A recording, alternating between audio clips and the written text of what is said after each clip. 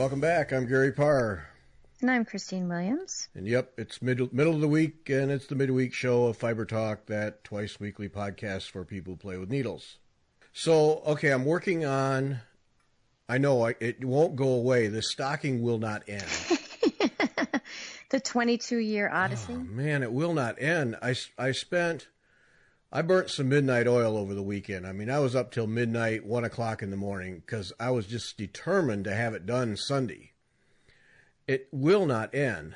And so, this is how crazy it is. This morning, I usually get up around 5. Instead of doing my usual thing, like going to ride my bike and doing some reading, I actually got up, went downstairs, and started working on that stocking. I forgot that when you do these shepherd's bush stockings, when you think the stitching's done and you go to put in all of the little embellishment things, they take a while. It's like, oh, geez, stop it. So I'm down to, I think, a half dozen buttons that I have to put on, different shapes, and then I'll be done. So after we get done tonight, it'll get finished. I'm staying up till it's done. I want it off the rack. That's it. And then there's this it's a Christmas stocking, so there's these gifts, and there's one on there that calls for Rickrack, and so there's this 6-inch or so length of Rickrack that is pretty heavy duty stuff. I mean, it's pretty thick and pretty heavy duty, and it says tack it on the back and then crisscross it in front of the present and tack it down with an X in the middle. Well, I have no idea how you get that rickrack through the ground cloth to tack it on the back. So wait, now I don't understand. So I know what rickrack is, right? I think most people, hopefully. So you're supposed to pass it through the fabric? Well, that's what it looks like in the picture, and they said to tack it on the back. So are you sure it doesn't mean just wrap? So you could do that, and hopefully somebody will chime in and say how the way to do this is. But what you could also do is just fold the ends, like cut it to the length that you want it, plus a 1/4 of an inch, and then just tack it down through to the back. Do you know what I mean? So that it shows up the same way on the front without having to thread it through. Yeah, maybe that's what they mean. Not clear. Well, does it go from edge to edge? Yeah, edge to edge of this what is effectively a present in a stack of presents. Okay. So, all right, I understand. So that hung me up for a good half hour this morning trying to figure it out. First, just getting it through a needle so I could even get it through the ground cloth. Then I practiced on the side, and it just wasn't happening. So I thought, this isn't right. And I posted in Stitch Mania and a couple other groups and got no response. So, and then I was asking Marg about it. What do you think? And we both agreed, and this has bothered me anyway from day one, that it seemed like this piece of rickrack was really out of scale. It was too big and too heavy and seemed out of scale. Right. Was it purchased or was it part of the kit? It's part of the kit. Yeah, okay. It's not a separate thing.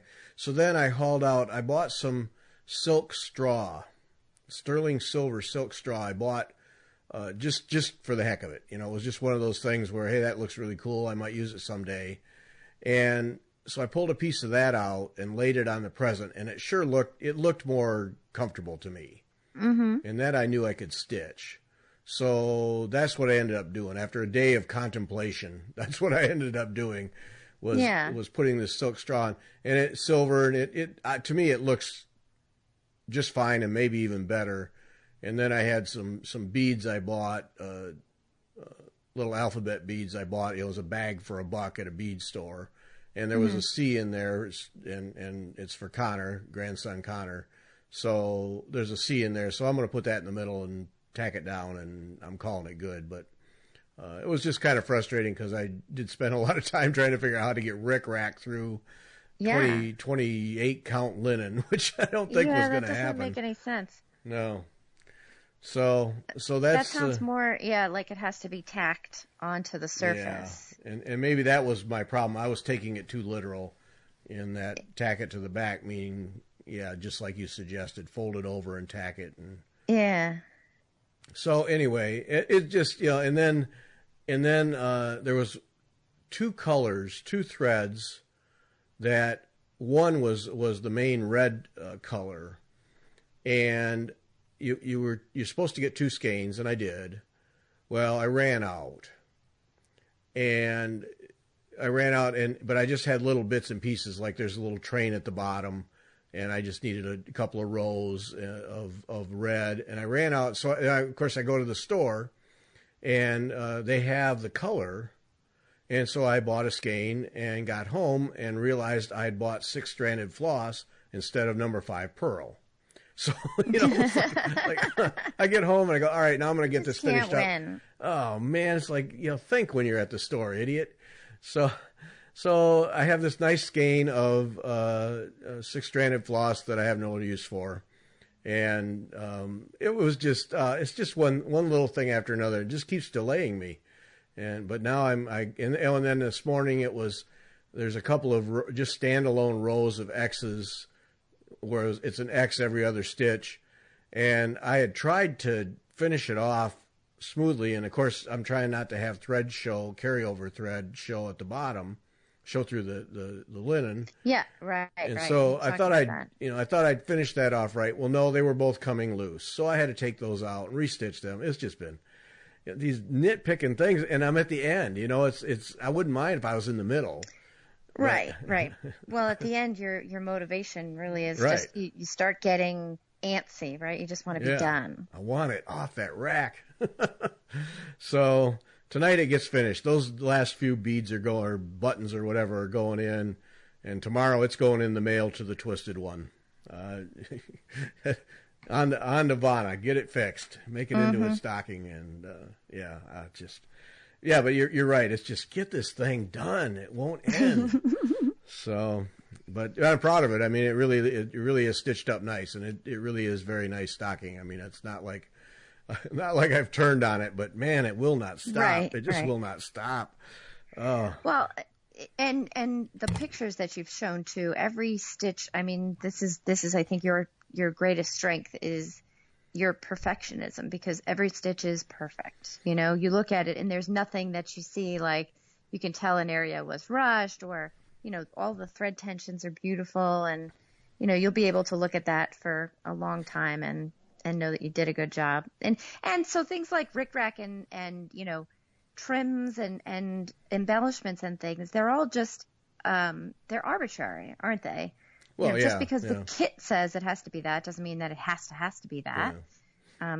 You can make up whatever you want, and it doesn't mean that, maybe you don't like that thing, right? Right.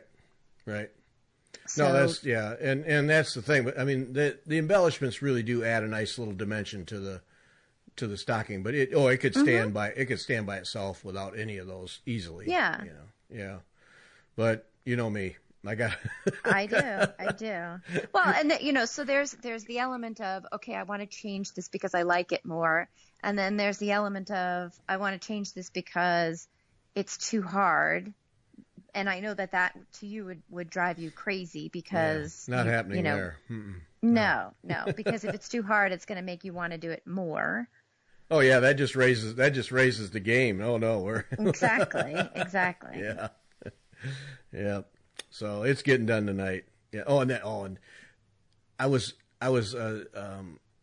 getting a button down, of course, trying to make them tight to the canvas, and for some reason, the needle, I'm concentrating on fishing the floss through underneath all the stitches, and for some reason the needle was just hung up, and so I pulled and pulled, which was stupid, and what are the odds that what it was hung up on was the loop of a Bargello tuck for the end of one of the stitches. So I pulled it out. It's like, you idiot. So then, then that's 10 minutes to get it back in, to get it tucked back in. I mean, it's not a big deal, but there's 10 more minutes gone by. I could have had another button on, and oh geez, it was just so. Enough of my griping. It's going to be done tonight. Maddening stuff. Yep. So, yeah. Yeah. There's something else I want to stitch. Not this anymore. Yeah, yeah. Well, and also, so normally you could just put it aside and stitch something else for a while, but you've set this goal for yourself Right. that you're going to do it. So now you have to. Yeah. Oh, yeah. This would be under different circumstances. This would be a prime candidate for take it off the rack, put it in a bag somewhere. I'll come back to it in a few months, but no, I'm on a mission. I want these done before Christmas so that I don't have that hanging over me for next Christmas. And no, it's going to get done. So yeah, maddening. So you've been doing any more, huh? Yeah, patience. I've been working on the stump work piece. In fact, Yeah. I'm close to finished because Cool. it's a small piece. So, so all the ground, the surface embroidery is done, except for a couple of little embellishment type things, nothing substantial. All of the flower petals that are the wired slips that are the separate pieces are done. And so now I'm working on transparent wired slips. So that's the next step on the ladder of difficulty, I guess. So what it is basically is you can't, like the wired slips on a ground cloth, you can draw on the cloth and then put the wire down where you want it. For this, you have to do, you bend the wire in the shape that you want it. So you have a piece of paper that has printed the shape that you want, and you bend the wire on the paper until you get it to where you need to. And then you tape it down to the fabric because you're stitching on transparent fabric. So it's an organza that I'm using. Oh. So how would I describe it? It's pretty transparent. If you can think of an insect wing, that's about pretty much what it's like. Mm-hmm. And then, so you tape the wire down to hold its shape, and then you couch it. So basically you're just whipping around the wire through the ground fabric. And then stitching any decorative stitches that you do in a wing. So in a butterfly or an insect wing, you usually have those little veins. Right. So those stitches are getting done sort of at the same time. So, it's a little challenging. It's not a difficult stitch, or it's difficult to do well. It comes down to, I think, the same thing that we've talked about before, where you would like this because it is painstaking. And so you're stitching, it's thread. So, okay, I'm trying to just think of how to describe it. If you have the wire and it's going horizontally, you're couch stitching, right? So you're stitching around the wire through the fabric, around the wire, but you have to do it so that your couching stitches are completely next to each other, right? They have to lay side by side. Oh, okay. Because you want to cover the wire completely, but you also don't want to overstitch, right? Because then it'll be lumpy. Right. So you really have to stitch. It's almost like you know how you have to get satin stitch completely flat, and you don't want it to overlap or anything, and you want everything to lay really flat. This you're stitching with sewing thread, so it's very fine thread to begin with. So it's many stitches that have to lay completely flat next to each other. So it's painstaking to do, and it's funny because I look at it and it's maybe 3/8 of an inch long, this wing, and I think, like, how many hours have I spent on this already, just stitching? You know, going around and around and around. And this is one of those, you have to, I could see how somebody could get frustrated and bitter and bored. And I think it's just a mental state where you could say, oh my God, I don't want to do any more of these because it takes forever. And I've invested all these hours in this teeny tiny little thing. Or you can look at it as this is just this meditative state where, it's very painstaking. You have to pay attention to it. So it just occupies just the right amount of brain power. So it's really just a mental state, a matter of perspective. So I like it. I'm enjoying it. You sound like you're getting more comfortable and confident with it, though. Yeah, I think so. I think as the piece progresses, you see improvements, right? So you'll do 4 leaves, and the first leaf, you're feeling your way and seeing, all right, well, when I do it this way, it doesn't look so good, but if I do it this other way, this looks a little bit better. And that's what's nice about this piece. So if you have 12 flower petals. The first one might be a little rough and the second one, but by the ninth one, you're getting sort of a groove down and you're learning, you're getting practice. It's just like anything else. So, the flower petals are needle painted, and that was the most intimidating part of the whole thing, was just this idea, because it's so subjective. Yeah. There's no, pattern. There's no grid there. There's nothing. If you just follow the directions, you will get it right. Mm-hmm. You really have to kind of decide for yourself kind of when it's enough and when it's not enough. It's kind of painterly, right? When are you done with that painting? Right. So that's the part that intimidated me the most, because it's where I had to, make decisions. And it kind of, once you get the gist of it, it gets a lot easier, I have to say. And maybe another flower or a different kind of leaf is going to be harder because the shading is different. But it's not as difficult as I thought it was going to be. Did you feel when you got the last petal done, did you feel like you had at least a decent grasp of needle painting? Yes, I think so.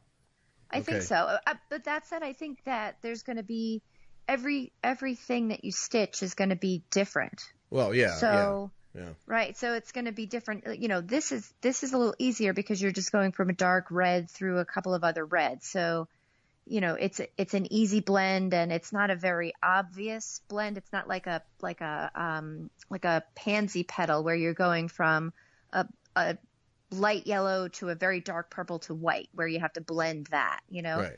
That's going to be the next one, where it's going to be, all right, this is going to be a little bit more difficult because you have to do that elegantly and gracefully, but the colors don't really blend at all. But on a flower, that's exactly what they do. It's sort of that's what the flower petals look like. Right. So this is where I think the advice to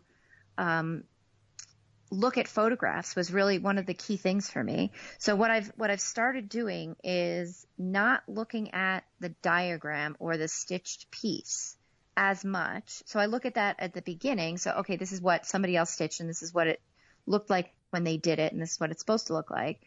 But then I put that aside, and for reference, I just pull up pictures of the actual flower. Okay. Because I want to, because really that's what you're going for, right? Is a realistic flower. So I'm finding that if I do that at least every once in a while, it brings me back to what it is that I'm supposed to be doing.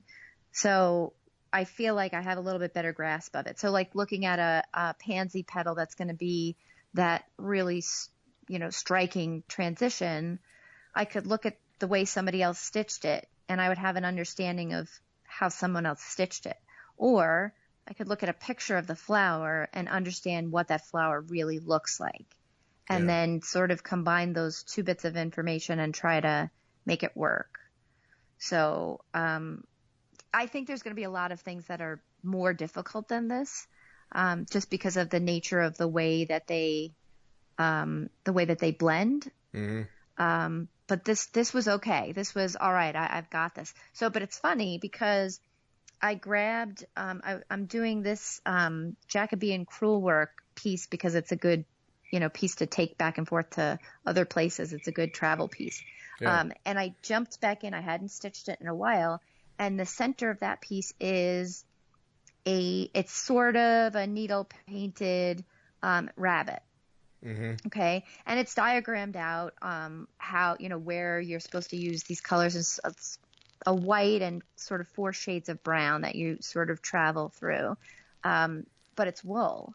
So going from silk, right, where everything is fine and reflective, it's very forgiving, right? Uh-huh. Silk is very forgiving. So, and I realized that, doing this because you can blend and you can, it's satin stitch, so you can overstitch a little bit to kind of fill in, and you can, there's a lot of forgiveness there. So then to go back to this rabbit and try to do it in wool, there's no forgiveness at all, because each of them is like, no. So it's like moving from, working with a very, very fine paintbrush to, a crayon where, every stitch is so obvious. Right. So it's not easy to blend at all because the thread is so thick. Mm-hmm. So trying to figure out how to make that a pretty elegant transition blend after going from silk where it's kind of easy to do or easier to do, I'm struggling with it a lot. I can see. Yeah, that's yeah. and part of it is just my approach to it as well, because now I know what it looks like in silk, and I'm looking at this wool, and I want to rip it out and do it all over again because I feel like I know this can be better. Mm-hmm. And I'm not really sure how to get there yet. And really what it comes down to is doing the same thing, looking at pictures of rabbits instead of looking at pictures of the finished piece. Yeah. So it's a little bit of that. So I'm not sure how that's going to go, but I'm frustrated trying to stitch in wool and blend, artfully. Right. And the other thing is it's a scale thing. So with the stump work, the pieces, each of these petals is maybe 7/8 of an inch wide, right? They're tiny. Mm-hmm. So when you're looking at them, even from, a few feet away, it's tiny, and you've got all the stitching going on. It's very fine stitches. So to your eye, it all blends. It blends easily, right? Does that make sense? Oh yeah. With wool, where the thread itself is 1/8 of an inch wide, you have to stand really far away before that starts to visually blend. So she's across the street, folks. Yeah, exactly. Or I just take my glasses off, in which case it looks marvelous. There we go. So yeah, I'm struggling with this a little bit because I feel like I'm capable of better work. And I look at it and it just looks so clumsy. Mm-hmm. And maybe that's just the nature of it, but I feel like there must be somebody that can do it better. But I know there are many people that can do a much better job with it. So I think the crewel is actually becoming more of a challenge for me to do well than working in silk. That's interesting. So, yeah, it is. It was an unexpected sort of find. Yeah. So I can imagine then I go that. back to my B wing, and then I'm happy. You talk about going from one extreme to the other. Oh man. Yeah. And it's kind of fun. And then I look at this and I'm like, wow. So I just sat here for 2 hours and I've worked on this piece that's not even an inch, and is going to be and that's fine. That's the nature of what we do, is that sometimes you work for a really long time on something that's very tiny. Right. And that's okay. I have to stop thinking in terms of, how much square footage did I cover in an hour? Yeah. Because it doesn't work that way with this. Yeah, just be demoralizing. So, yeah. I guess. I don't know. So so I'm stitching insect wings. So that's kind of cool. Well, that's because to me that in stump work, that's kind of the ultimate. If you can get insect wings that look reasonably like the insects wings, that's pretty neat.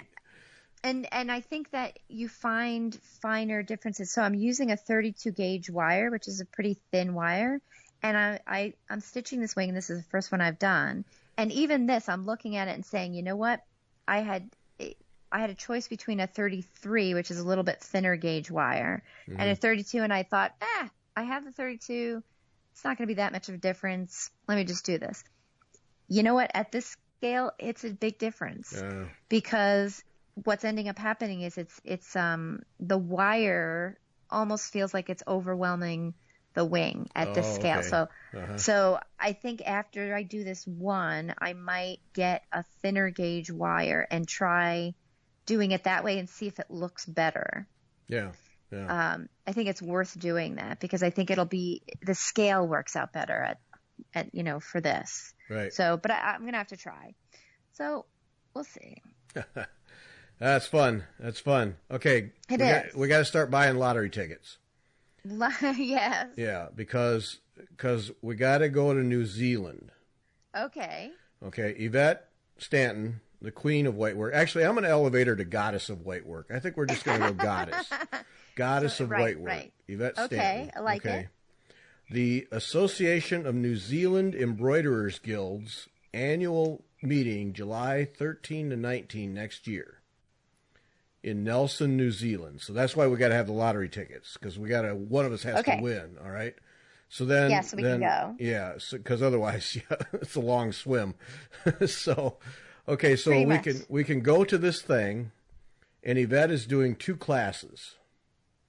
She has a early hardanger is one, and it's an intermediate level, 9.5 by 9.5 centimeters. So what, 2.5 centimeters per inch?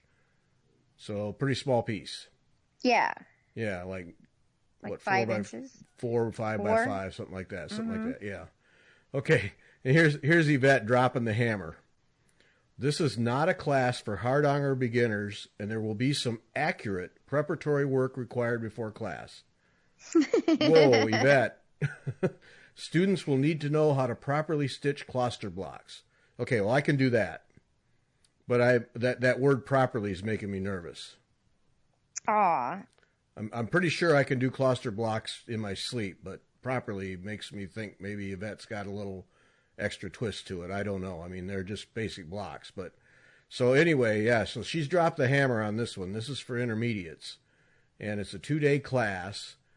And then you can complete the panel into small mat, pincushion, needle box, or box top. So, and she shows the thing there. So it's pretty neat. I mean, it's just this beautiful, delicate hardanger stuff, linen on linen. It's beautiful.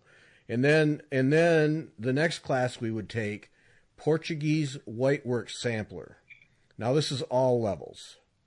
11.5 by 11.5 centimeters. So we're 5 inches, 6 inches, somewhere in there. Yep. Basics of Portuguese whitework, known as something else I can't pronounce, from northern Portugal. If you're I love this. If you're scared of bullion stitch, there's no need to be. This class is a great way to learn and perfect bullions on 38 count linen. And just about 2/3 of the design is bullions. So if you're afraid of them, by the time you're done, you know them well. Yeah, well, that's funny that you bring that up. So the crewel piece has quite a bit of bullion stitch on it, making up flowers. And it's funny that you bring that up, because that was another one that I looked at and said, oh God, this looks terrible. This is like, the most evil French knot ever. And when you first start out, I struggled with it, but then once you figure out like the little tricks of how to get it to go, they're easy as pie, aren't they? Oh yeah, they're not hard. It's just a matter of figuring out, all right, how do I hold the thread to keep it the right tension? At what point do I tighten it, and at what point do I let it be a little bit loose? How do I push the thread down so that it rolls the right way? Like it's just, that's another one. You just do a bunch of them, and then you figure out by failing how to not fail, right? Yep. So, yeah, best advice I ever got on bullion knots is from Mary Corbett with 1T. Use a milliner's needle, because the eye is as wide as the same width as the shank. So and that changes the game. Yeah. It does. But, that's definitely. Really, it's like French knots. They freak people out. But once you figure out how to hold the thread to keep the tension, you can trot right along with those things. They're not that big a deal. Right. Yeah. Right. And it's because I remember I remember being a little kid. That's one of the few things I remember almost vividly, was French knots. And because I guess that's one of the things my grandmother decided I needed to know. And I remember struggling with them, because you don't know to loop the thread right at the surface of the fabric, right? You just kind of make this big old loop, and then you hope it's going to work out for the best, and then you end up with a knot, right? Right, yeah. And there's no French about it. Right, and it's a big old floppy knot too. Correct, right. But once you figure out that, if I hold it really close to the fabric and that's where my loop is, then it's easy as pie, isn't it? Yeah. It's just that little trick. These are the kind of things that I feel like you would benefit, or I, or someone, not me because I'm not doing these things, from sitting with other people, because there'll be somebody there, or a class, right? Because there'll be somebody there that would say, oh, look, you're struggling with that because you don't know this little trick. Right. If you do it this way, it's really easy. Right. Exactly. So, that's where, that veteran seeing a veteran do it, yeah, you can Yep. pick it up quickly. Yep. Yeah, because you have, your learning curve is shorter because they've already done all the failing for you. Yes. Thank you very Right. much. So, and it's not really failing. It's just learning. So I think that's going to be good. So we haven't talked about, so we're talking about these New Zealand classes, seminar next year. Yes. So you and I have talked a little bit about it, for the EGA seminar, which I think is in October. I went through the lottery process. So I know we have talked about how, it's a 5-day seminar, I think, and then there's 1-day classes, and then there's 2 sets of 2-day classes. There's 4-day classes, and we have been told, we were advised, these fill up really fast. So if you want to take a class, as soon as it opens up, send in your registration stuff and hope, right? And the way that you register is you pick the classes that you want, but then they also ask for second and third choices on the classes, which of course I was like, well, I'll pick second class, and then the third class, it's never going to get to that anyway, because I'm registering like within the first hours of it being open, so it'll be fine. Well, I'll tell you. I have a feeling I know where this went. Yeah, so I did 2-day classes, and the first one I got my second choice, and the other one I got my third choice. So the one that I had wanted to do, like the one that was like, oh, this is why I'm going to seminar, not a shot, not even a shot. So I'm going to take the classes that I got. Yeah, so it really is true. They fill up pretty much immediately. Like trying to buy tickets to a Beatles reunion. Yes, exactly. I know, but this is like our little niche hobby here. So, but that's going to be fun though. The pieces that I was able to get registered for are going to be fun. And perhaps I was biting off, because I chose really difficult pieces for Of course you did. for the things, of course, because it's a year from now, and I know that between now and then, I tend to focus really hard on things that I'm interested in, and it's funny because my son is now doing the same thing, and I see him doing exactly what I do, which is he takes an interest in something. Okay, so. All right, we'll divert for a moment. So this is Jeremy being exactly like his mom, and not intentionally so. So he was in his room for hours last night, but he's a 14-year-old boy, and that's what they do. So about 9:00 he comes out, and we're just chatting, and I was like, what have you been doing in there? And I kind of don't want to know, but I ask anyway. And he says, well, he's taking a computer programming class, and he's taking a bunch of computer stuff. He's like, well, tomorrow in school, we're supposed to be learning this other computer language to be able to program graphics. And he looks at me kind of bashfully. It was funny. He's like, so I was kind of really interested in it. So, I taught it to myself. And then he starts laughing. I'm like, but you're going to do it in class tomorrow, right? He's like, yeah, but, it's kind of interesting. So I just kind of did it all by myself. So I'm like, you are my son, if there's any question, because but he does the same thing that you and I both do, which is, you get focused on something, and then you have to know everything about it. You can't let it go. Right. Exactly. Yep. He is that person. So I made a replica of myself. It's in the genes. It is.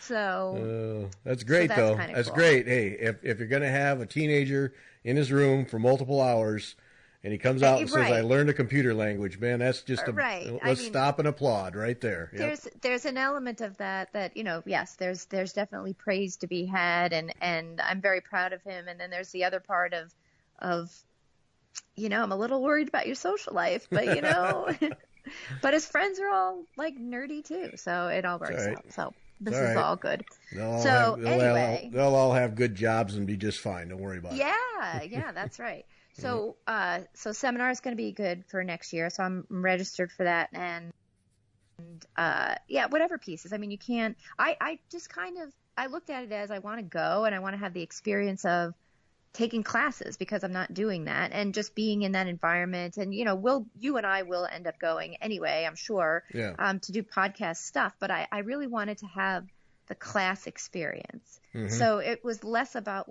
which pieces it was and more about being able to sit with an instructor. Yeah. And learn exactly these things, these little tips. So even if the piece isn't the most difficult piece, that's where you learn those little perfecting things, like you with the pin stitch, of how to start, a cross stitch without having any kind of away knot or any of those things, like those little fine, how to perfect things, how to become great at them. So that's going to be fun. I'm excited about that. That's great. Oh yeah, and pin stitch. Oh man, now I'm not a Vana master pin stitcher, but I got that down pretty good now. And it really is. I was thinking the other weird things you go through your mind. I was thinking the other night that one of the pluses of starting each thread with a pin stitch is it's one less length of thread that is woven under other stitches. Right. And right, exactly. it really, so you don't have nearly as many conflicts of, I've already woven under there and I really need some place to end this thread. Mm-hmm. And so that's a real plus. But I still have like a 1/2-inch tail that I have to cut off, which I don't mind. I'd be curious to see how Vanna does it so she doesn't have anything to cut off. Yeah. Okay, so we have not been to the Chili Hollow thing in some time. And, of course, Jane has renamed this thing again. And she probably renamed it 3 times since we last talked about it. But this is a very positive name that she has come up with. Okay. Okay, it's the Jane Wood Chili Hollow blog about needlepoint-related topics designed to inspire your stitching. I like it. Now, see, that's really uplifting and exciting, I think. So I think so. She should hang on to that for 30 minutes or so before she changes it again. Yeah. But she does this thing every now and then. She does it, names it monthly, but I'm not sure it's always a monthly thing. The Smart Cookie Award, and a Beverly something. I thought I'd typed that out, but I hadn't. So anyway, Beverly uses custom leather pet name tags with her family Christmas stockings. So she has her initials and the date and the recipient's initials put on these leather tags and then stitched inside the stocking. I thought that was pretty neat. Yeah, that is. Because I'm not always excited about putting my initials on something I've stitched, because to me it kind of detracts a little bit from the thing. But you want to sign it in some way, right, like you would sign a painting. Right, exactly, and you should, because there's a lot of work goes into that. Mm-hmm. So yeah, and there's a link at the Jane Wood Chili Hollow whatever blah blah blah Inspire Your Stitching website that for an Etsy shop where you can get these leather collar or leather tags and have them custom stamped. So yeah, I thought that was just a neat thing. Put it inside the stocking, and it's there. And it's not a flimsy thing. It's the real deal. So, yay. So that was good to Beverly. Man, it makes me mad. I typed that out. I wanted Beverly's last name, but I didn't. So, anyway. So we'll have a link to the Etsy shop and to the Chili Hollow blogspot.com thing for that. So that raises an interesting question then. Talking about painting and art and stitching. So for a needlepoint piece where it's the whole canvas is covered, would you ever, I've never seen that done. Like samplers are always signed by the stitcher, and you expect to see that and a date. But needlepoint, like contemporary stuff, you never see signed, or at least that I know of. Nor would you see embroidery. But now I almost think like the stump work piece, I don't think it would be out of place at all to stitch tiny initials somewhere in the date. And I think I might actually like to do that now. Yeah. But so what is your feeling about that? Well, I always think you should sign it. And needlepoint, sometimes needlepoint, you actually have to leave out a little part of the design to make room for your initials. And I won't do that. Yeah. So I'll, if it's a solid thing, I'll finish it and I won't have my initials on it. But yeah, samplers and these stockings and any embroidery, there's always room to stitch your initials in and a date. Mm-hmm. But so what I have some that are framed, and then on the paper on the back, then I just write my name and the year on there. So Yeah. at least it's on there somewhere. But no, That I makes think sense. I think you should have it on there. Now Vanna has a little trick that she takes a piece of cloth and stitches her initials on it, and then sews that to the back of an ornament or whatever Yes. piece it is. And I think that's a brilliant way to do it, because then you don't have anything on the front other than the design, Right. but you have a permanent thing on there. That's common with quilting too. In Oh, is fact, it? you often will see, like, you can get them printed up, those little tags. Oh, okay. So it'll be it'll like almost like a 1 by 3 inch tag, lovingly stitched by grandma, or your name, or whatever it is, and it's stitched into the back of the quilt. So that I've seen quite frequently. Oh, okay. So that's, yeah. All right. Well, that makes some sense. And then, and on the back, so then there you have a place, and, right. and it doesn't detract from the design in any way. Yeah. But no, I think you should always put your. Now, I always try to. I don't always do it right, but I always try to make it so it's not very big and not real obvious, but it's Yes. there. Yeah. Yes. Yeah. But it makes sense though, because and I'm glad you brought this up, because I wouldn't have thought to do it. But I'm looking around the room that I'm sitting in, and I have one painting where the whole painting is just, it's a giant wash of color, and that the artist signed the back because it would have broken into the painting. But then I have drawings that were done by an artist friend of mine, and those are all signed on the front, and I wouldn't expect them to not be, and it doesn't detract from it, because you'd expect it to be there. So now I would never have thought to put any kind of signature on the front of a piece, but now I completely will. Like this particular one, it's got a big open area of silk that, a small initials, Sure. probably close into the piece, I would imagine, as opposed to towards the edge, initials and the date. I will absolutely do that, because I think it kind of adds something to it in a way. Yeah, most embroiderers seem to want to do it near the piece, because there's usually Yes. a lot of space out on the side. Most want to do it near the piece and do it small. And then see, Yep. I have my initials. I've worked it out so that I take the G and the P, and so the G comes around, and when it comes back up from the bottom, then that portion of that, it forms the spine for the P. And Right. I have a little GP thing that is all one Like a unit. little icon. Yeah. Yeah. And that way I can backstitch it fairly quickly and at different sizes. And then of course the year is whatever, you just have to put it in. But Yeah. I think you should sign, and because you just put a lot of work into it, and if you hope somebody along the way will decide that it's worth keeping after you're gone, and you should have your name on it. You should have some recognition or some acknowledgement that it was me. So Yeah, and I like the year too, because it for two reasons. One, because if you are looking at your own sort of stitch pathway, you can see, all right, that piece I did, at the beginning, and I can see what it looks like. And this piece I forgot when I did it, but now I'm looking at it. You can see over time how you improve or how you change styles, because I imagine, what you like when you're younger isn't necessarily what you like when you're older. And so you can see sort of an evolution of your own craft, but Right. it also then puts it into context. So, you look at something that was stitched in 2003. Okay, well, that was the year my son was born. So, it immediately puts that piece in a place in time for you. Right.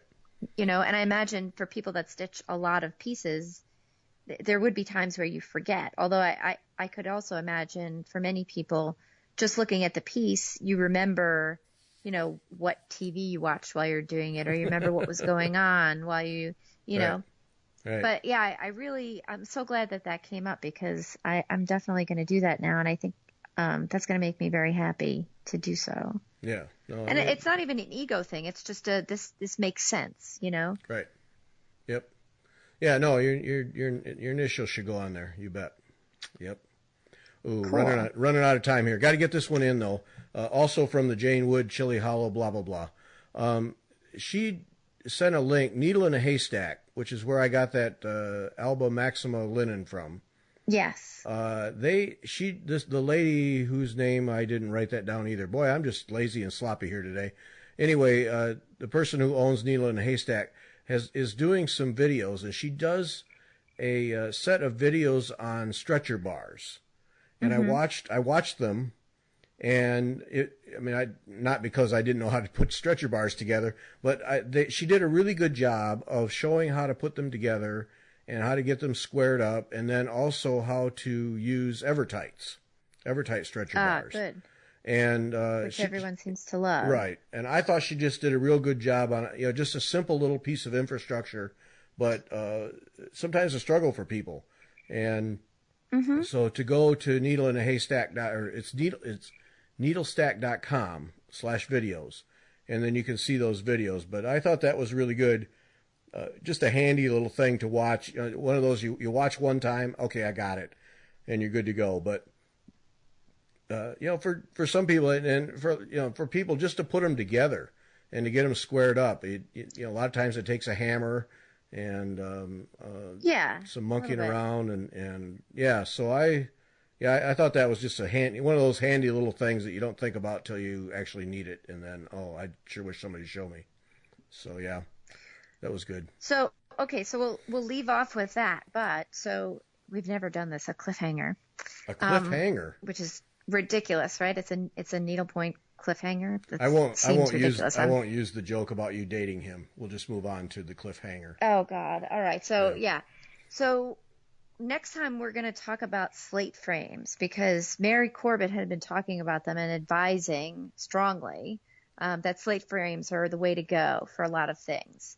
Because we were talking about scroll frames and how to kit up larger pieces and how to set them up.